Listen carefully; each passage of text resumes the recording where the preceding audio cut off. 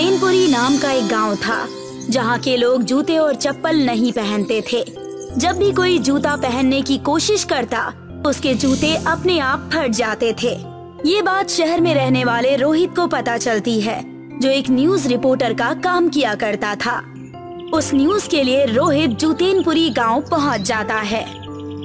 आज मैं जान कर रहूंगा कि क्या ये अफवाह सच है या बस एक अफवाह। यहाँ की सारी बातें लिखकर न्यूज चैनल पर जाकर रिपोर्ट तैयार करूंगा। पहले मुझे यहाँ के गांव वालों से बात करनी पड़ेगी। जैसे ही रोहित गांव में कदम रखता है उसके जूते फट जाते हैं। अरे ये कैसे फट गया अचानक से? उसी वक्त निशांत नाम का एक लड़का उसी रास्ते से पैरों का मलहम लेकर अपने घर जा रहा होता है और वो रोहित से कहता है, इस गांव में जूते और चप्पल कोई नहीं पहन सकता है भैया। ये इस गांव का श्राप है। जो कोई इस गांव में आता है उसे बिना जूते के ही इस गांव में घूमना पड़ता है। तो मतलब ये अफवाह नहीं सच है। इन गांव वालों ने तो काफी तकलीफों वाले दिन देखे होंगे। हाँ, ये गांव में हर तीसरे दिन किसी के पैरों में कुछ ना कुछ तकलीफ होती ही रहती है। मैं खुद अपनी माँ के पैरों के लिए मलहम लेकर जा रहा हूँ। निशांत उस रिपोर्टर रोहित को अपने घर ले जाता है और अपनी माँ से मिलवाता है और रोहित निशांत की माँ से इस गांव के श्राप के बारे में पूछता है। माँ जी, आप ठीक तो है ना? अब बताओ बेटा, सारे गांव वालों को एक बार इस दर्द से गुजरना पड़ता है। इस तपती धूप से हमारे पैर जल जाते हैं। माँ जी, क्या आप मुझे इस गांव के श्राप के बारे में बता सकती हैं? बेटा, ये तो मुझे नहीं पता। जब से मैं पैदा हुई हूँ यहाँ सब ऐसा ही चलता आ रहा है। मगर मैंने सुना है कि इस गांव के पहाड़ पर एक गुफा है जिसके अंदर एक साधु है। शायद उन्हें इस श्राप के बारे में जरूर कुछ पता होगा। माँ जी, आप चिंता मत कीजिए। मैं पूरी कोशिश करूंगा इस गांव को इस श्राप से बाहर निकालने की। तुम्हारा बहुत बहुत शुक्रिया बेटा। रोहित गांव के उस ऊंचे पहाड़ की तरफ निकल जाता है।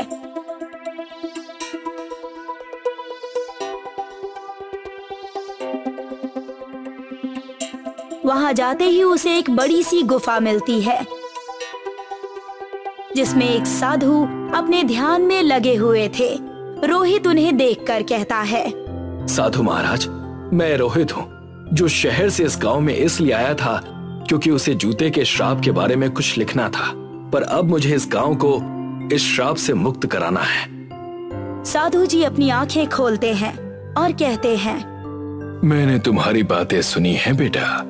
कहो, तुम इस गांव को इस श्राप से क्यों छुड़ाना चाहते हो? तुम तो सिर्फ यहाँ की बातें लिखने आए थे ना? जी साधु महाराज, आया तो उसी लिए था, मगर जब मैं निशांत और उसकी माँ से मिला तब मुझे इस श्राप से जूझ रहे लोगों का दर्द समझ में आया। इसीलिए मैं आपसे इस श्राप के बारे में जानने आया हूँ ताकि मैं इस श्राप को तोड़ सकूं।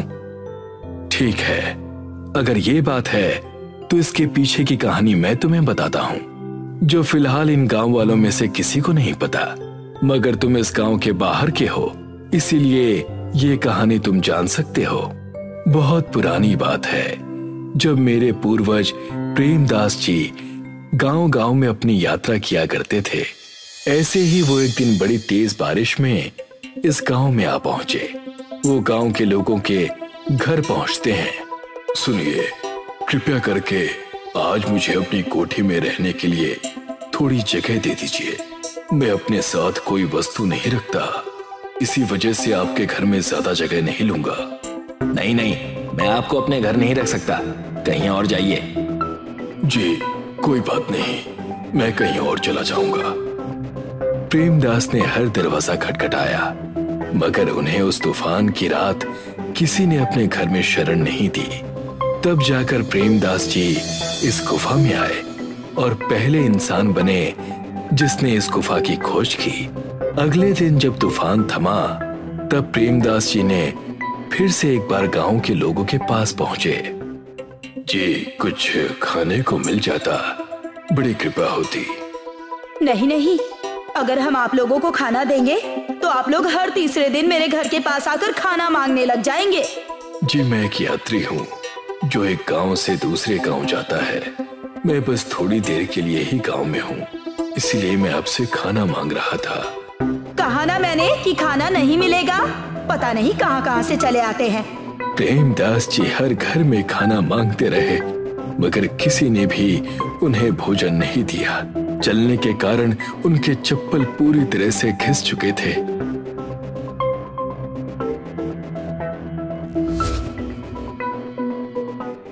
मुझे विश्वास नहीं होता, इस दुनिया में इतने बड़े और अच्छे लोग रहते हैं, मगर मैंने इस गांव में एक इंसान नहीं देखा जिसके अंदर इंसानियत हो। प्रेमदास जी बुरी तरह से थक चुके थे। ना खाने के लिए खाना, ना पहनने के लिए चप्पल। उनके पैरों में बड़ी जलन हो रही थी। तभी उन्होंने एक पेड़ देखा। आज तो मैं बहुत थक गया हूँ, इस पेड़ के नीचे थोड़ा विश्राम कर लेता हूँ। जब प्रेमदास जी विश्राम करने उस पेड़ के नीचे बैठे, तभी गांव के कुछ लोग वहां आ गए और प्रेमदास से कहने लगे, देखो ये साधु अभी भी यही है। ये लोगों से भीख मांगता है और इसके पास तो चप्पल भी नहीं है। चलो चलो इसे थोड़ा परेशान करते हैं, इसे चप्पल दे देते हैं। वैसे भी इसके पास उसकी कमी है। वो दोनों ही अपने बाएं और दाएं पैर की अलग जोड़ी चप्पल प्रेमदास के पैरों में रख देते हैं और उन्हें उठाते हैं। साधु, हम आपके लिए कुछ लाए हैं। हाँ, अपनी आंखें खोलिए और देखिए। प्रेमदास जब नींद से उठते हैं तो देखते हैं कि वहां पर दो अलग अलग जोड़ी के चप्पल उनके पास पड़ी होती है। ये लीजिए आपके लिए चप्पल। अभी आपके पैर एकदम ठीक रहेंगे और हमारे गांव वालों का मनोरंजन भी हो जाएगा। तुम लोग मदद नहीं करते वो अपने आप में ही ये गलत बात है, मगर एक साधु को इस तरह से परेशान कर रहे हो। क्या तुम लोगों को ईश्वर का डर नहीं है? जाओ, तुम सबको मैं श्राप देता हूँ कि जिस तरह से मेरे पैर बिना चप्पल के रह गए, इस गांव में उसी तरह तुम्हारे पैर भी हमेशा बिना चप्पल के रहेंगे। हमें माफ कर दीजिए, हमसे बहुत बड़ी गलती हो गई, हमें ऐसा नहीं करना चाहिए था। यही कारण है इस गांव के श्राप का। साधु जी, मुझे बताइए कि हम इस श्राप को कैसे तोड़ सकते हैं? गांव वालों को मिलकर 3 सोने के जूते बनाने होंगे और इस पहाड़ की चोटी पर जाकर उन्हें रखना होगा, और इस गांव के 3 साधुओं को प्रधान के हाथों से सोने के चप्पल बनाकर देने होंगे। तब जाकर ये श्राप खत्म होगा, और तो और इस गांव में फिर जूतों की बारिश होगी। जी, मैं अभी जाकर गांव वालों और प्रधान से मिलता हूँ और उन्हें ये बात बताता हूँ। रोहित पहाड़ से नीचे उतरकर प्रधान के घर पहुँचता है। प्रधान जी, आपसे मिलकर मुझे बड़ी खुशी हुई। जी शुक्रिया। और आप? जी, मैं एक रिपोर्टर। मुझे आपके गांव के इस जूते के श्राप के बारे में बात करनी थी। अच्छा, कहिए क्या कहना था? रोहित प्रधान को सारी बातें बताता है जो उसने साधु से सुनी थी। तो ये बात है, अगर इस जूते के श्राप को इस गांव से निकालना है तो हमें 3 साधुओं को सोने के चप्पल बनाकर देने होंगे और 3 सोने के जूते बनाकर पहाड़ की चोटी पर जाकर रखना होगा। जी प्रधान जी, मैं अभी गांव में बैठक बुलाता हूँ। प्रधान जी गांव में बैठक बुलाते हैं और उन्हें सारी बातें बताते हैं, और गांव वाले उनका साथ देने के लिए तैयार हो जाते हैं। मगर उनके ही बीच में पांडु नाम का एक व्यक्ति था। मगर इसकी क्या गारंटी है कि ये श्राप टूट जाएगा? क्या पता कि अगर हम सोने के जूते बना लें और पहाड़ की चोटी पर जाकर उसे रख दें तो ये शहरी आदमी बाद में आकर उसे चुरा ले। गांव वाले पांडु के साथ मिलना शुरू कर देते हैं, जिसे देखकर रोहित पांडु और गांव वालों से कहता है, सबूत जरूर मिलेगा जब आप लोग सोने के जूते और सोने के चप्पल पहाड़ और 3 साधुओं को दे देंगे। तब उस वक्त जादुई जूतों की बारिश होगी, और अगर ऐसा नहीं हुआ तो मैं खुद उन सोने की कीमत की भरपाई करूंगा। ये सुनकर सारे गांव वाले उसकी बात मान लेते हैं और 3 सोने के जूते बनाकर पहाड़ की चोटी पर रख देते हैं और 3 सोने के चप्पल बनाकर 3 साधुओं को भी देते हैं और जैसे ही अगली सुबह होती है पूरे गांव में जूतों की बारिश होने लगती है। तुम्हारा बहुत बहुत शुक्रिया रोहित। अगर तुम ना होते तो शायद हमें आज का चमत्कारी दिन देखने को नहीं मिलता और ये श्राप इस गांव से कभी नहीं जाता। अरे इसकी कोई जरूरत नहीं है प्रधान जी, बस ध्यान रखिएगा कि हमेशा लोगों की मदद कीजिएगा और कभी किसी साधु को परेशान नहीं कीजिएगा। मुझे माफ कर देना रोहित कि शुरुआत में मैंने तुम पर शक किया। सब खुश तो मैं खुश। अब जाकर मैं अपनी रिपोर्ट लिखूंगा। रोहित अपने शहर निकल जाता है और गांव का श्राप भी टूट जाता है। सोनू एक कबाड़ी था। वह घरों के कबाड़ इकट्ठा करके बेचा करता था। उसे मजबूरन यह काम करना पड़ता था। सब इतने अच्छे अच्छे कपड़े पहनते हैं, पता नहीं मुझे कब अच्छे कपड़े पहनने को मिलेंगे। मुझे तो बस एक कबाड़ बीनने के लिए भेज देते हैं। एक दिन उसे रेडी पर आम बिकते हुए दिखते हैं, जिनको देखकर उसके मुंह में पानी आ जाता है।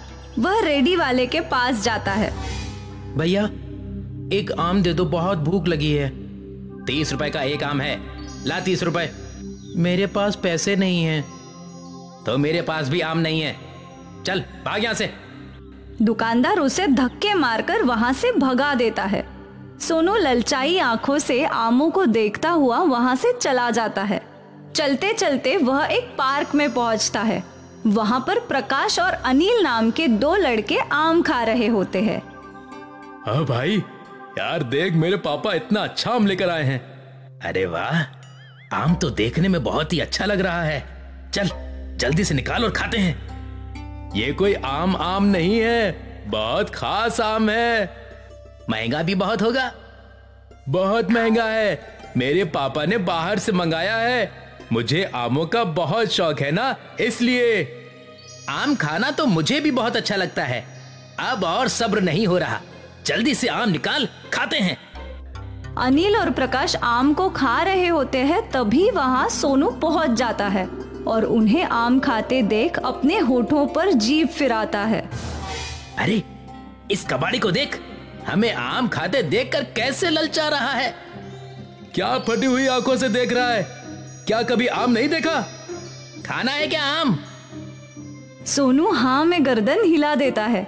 वो उसकी तरफ आम बढ़ाते हैं। जैसे ही सोनू आगे बढ़ता है वह आम को पीछे खींच लेते हैं और सोनू आम को पकड़ने के लालच में मुंह के बल गिर जाता है। आया बड़ा आम खाने वाला, औकात है तेरी? औकात तो गुठली के लायक भी नहीं है। कितना महंगा आम है, इसकी तो खुशबू लेना भी महंगा पड़ सकता है तेरे को। प्रकाश और अनिल उस पर हंसते हैं। सोनू वहां से मायूस होकर निकल जाता है और कंधे पर अपनी कबाड़ की थैली लटकाकर चल देता है। चलते चलते उसे एक साधु महाराज मिलते हैं जो बेहोश होकर जमीन पर गिरे हुए होते हैं। वह उन्हें देखकर उनके पास दौड़ कर जाता है। महाराज क्या हुआ? अब बेहोश कैसे हो गए? मुझे इनको पानी पिलाना चाहिए। सोनू भागा भागा पास की नदी से पानी लेकर आता है और साधु महाराज के मुंह पर छिड़कता है। साधु महाराज को होश आ जाता है। सोनू को अपने पास देखकर साधु महाराज उससे कहते हैं, कौन हो तुम और यहाँ क्या कर रहे हो? और मैं जमीन पर कैसे गिरा? मुझे कुछ याद नहीं है। साधु महाराज, गर्मी होने की वजह से आप बेहोश हो गए थे। मैंने पास की नदी से पानी लाकर आपके ऊपर छिड़का और पिलाया है, जिसकी वजह से आपको होश आ गया। तुम्हारा बहुत बहुत शुक्रिया बेटा कि तुमने मेरी फिक्र की। महाराज, ये तो मेरा फर्ज था। पर तुम इतने उदास क्यों लग रहे हो? तुमसे किसी ने कुछ कहा है क्या? सोनू साधु को सारी बात बता देता है और अपने आम खाने की इच्छा को व्यक्त करता है। साधु सोनू की बात सुनकर उसको दिलासा देते हैं और कहते हैं, सोनू, तुमने मेरी मदद की है। मैं तुम्हें ये कमंडल देता हूं। इसमें आम रस निकलेगा। उसको जितनी बार तुम उल्टोगे उतनी बार आम रस निकलेगा। अब तुम जितनी बार चाहो और जितना चाहो आम रस पी सकते हो। साधु सोनू को कमंडल देता है। कमंडल पाकर सोनू बहुत खुश होता है। और जी भर के आमरस पीता है। अपनी साथ साथ वह और गरीब लड़कों को भी आमरस पिलाता है जो आमरस पीने में असमर्थ थे। एक बार जब सोनू कमंडल में से आमरस निकालकर पी रहा था और अपने दोस्तों को पिला रहा था, तब अनिल और प्रकाश उसे देखते हैं। प्रकाश, ये तो वही लड़का है ना जिसको हमने आम खाने नहीं दिया था और उसको धक्के देकर भगा दिया था? ये तो वही कबाड़ी है ना? हाँ, है तो वही, पर वो तो कबाड़ी था। उसके पास इतने महंगे आमों का आमरस कहां से आ रहा है? और इतना सारा आमरस कि वो और बाकी बच्चों में भी बांट रहा है। इसका तो पता लगाना ही पड़ेगा। अनिल और प्रकाश चोरी छिपे देखते हैं तो कमंडल के आमरस का राज पता चल जाता है। अच्छा, तो उसके आमरस का ये राज है। इस कमंडल को तो हम चुरा लेंगे और फिर देखते हैं कि ये आमरस कैसे पीता है। अनिल और प्रकाश सोनू की आंख बचते ही वह कमंडल चुरा लेते हैं और पहाड़ी पर जाकर छुप जाते हैं। वहां पर उन दोनों में होड़ लगती है कि कौन उस कमंडल में से आमरस निकालेगा। ला प्रकाश, मुझे कमंडल दे, आमरस निकाल कर पीते हैं। मैं क्यों कमंडल दूं? मेरे हाथ में है कमंडल, तो आमरस मैं ही निकाल देता हूं। नहीं नहीं, आमरस तो कमंडल से मैं ही निकालूंगा। अगर हिम्मत है तो मुझसे लेकर दिखा दे। आमरस का कमंडल मेरे पास है और मैंने मेहनत ज्यादा की थी कमंडल चुराने में, तो कमंडल का आमरस मेरा हुआ। मैं तुझे थोड़ा सा दे दूंगा। प्रकाश और अनिल उस कमंडल के लिए आपस में झगड़ा करने लगते हैं। तभी कमंडल उनके हाथ से गिर जाता है और आमरस बाहर गिरना शुरू होता है। जितनी बार वह पहाड़ी से टकराता है उतनी बार आमरस कमंडल से निकलता है, जिसकी वजह से वहां बाढ़ आ जाती है। मैंने कहा था ना, कमंडल मुझे दे दे, मैं इसमें से अच्छी तरह से आमरस निकाल लूंगा। पर तू तो है कि मेरी सुनता ही नहीं। अब जितनी बार भी ये पहाड़ी से टकराता है उतनी बार इससे आमरस इतना ज्यादा से ज्यादा निकल रहा है। इसी तरह से ये निकलता रहा तो बाढ़ आ जाएगी आमरस की। मुझे क्या पता था इसका जादू इतना ज्यादा चलेगा कि बाढ़ आने की नौबत आ जाएगी। देखते ही देखते पूरी कॉलोनी आमरस के सैलाब में डूब जाती है। सभी लोग उस आमरस में तैरते हुए नजर आते हैं। सबके घरों में आमरस पहुंच जाता है। जैसे ही सोनू को आमरस की बाढ़ के बारे में अंदाजा होता है, वह उस कमंडल को ढूंढने के लिए निकल जाता है। वह बाढ़ में बहता हुआ कमंडल के पास पहुंच जाता है। इस कमंडल के आमरस से तो बाढ़ ही आ गई है। इस बाढ़ को कैसे न कैसे करके मुझे ठीक करना होगा, नहीं तो सब कुछ तबाह हो जाएगा। सोनू उस कमंडल को अपने हाथ में लेता है और कमंडल से कहता है, कमंडल कमंडल, इस आमरस को अपने अंदर फिर से समेट लो। अगर तुम इसी तरह आमरस को बाहर करते रहोगे तो पूरी दुनिया ही इस आमरस में समा जाएगी। तुमसे अनुरोध है कि इस आमरस को अपने अंदर समेट लो। कमंडल अपने अंदर सारा आमरस ले लेता है और सब कुछ फिर से पहले जैसा हो जाता है। अब सोनू उस कमंडल को लेकर उस साधु महाराज के पास जाता है। साधु महाराज, इस कमंडल की अब कोई जरूरत नहीं है। इस कमंडल की वजह से तो पूरे आमरस की बाढ़ भी आ गई थी। मुझे तो बस थोड़ा सा आमरस चाहिए। मैं नहीं चाहता कि इस कमंडल के आमरस से फिर से कोई परेशानी हो। तो तुम क्या चाहते हो ये बताओ। साधु महाराज, मैं आपको ये कमंडल वापस करना चाहता हूं। आप इस आमरस के कमंडल को वापस ले लो, जिससे आगे कोई परेशानी ना हो। ठीक है, ये कमंडल तो मैं वापस ले लेता हूं, पर हां, जब भी तुम्हें आमरस पीने का मन हो तो तुम मेरे पास आ जाना। मैं इस कमंडल से तुम्हें भरपूर मात्रा में आमरस पिला दूंगा। जी महाराज, जब मेरा आमरस पीने का मन होगा तब मैं आपके पास ही आ जाऊंगा। परंतु इस कमंडल से आमरस नहीं लूंगा, क्योंकि अति हर चीज की बुरी होती है। एक ना एक दिन अधिकतर चीज होने की वजह से हम मुसीबत में पड़ जाते हैं। जितना है उतने में ही संतुष्ट रहना चाहिए। तुमने बिल्कुल सही कहा। लालच बहुत बुरी चीज होती है। लालच में आकर ही अनिल और प्रकाश ने ये कमंडल चुराया, जिससे मुसीबत खड़ी हो गई। साधु को प्रणाम करके सोनू वहां से चला जाता है और फिर अपने कबाड़ बेचने का काम शुरू कर देता है। अब उसको किसी भी चीज को खाने का मन होता है तो वह साधु महाराज के पास चला जाता था। वह अपनी शक्तियों से उसको वही चीज दे दिया करते थे, परंतु वो कभी भी लालच नहीं किया करता था, क्योंकि उसने लालच का परिणाम भुगत लिया था। वही अनिल और प्रकाश को भी सबक मिल जाता है। वह अब किसी गरीब को परेशान नहीं करते हैं और कभी लालच नहीं करते हैं।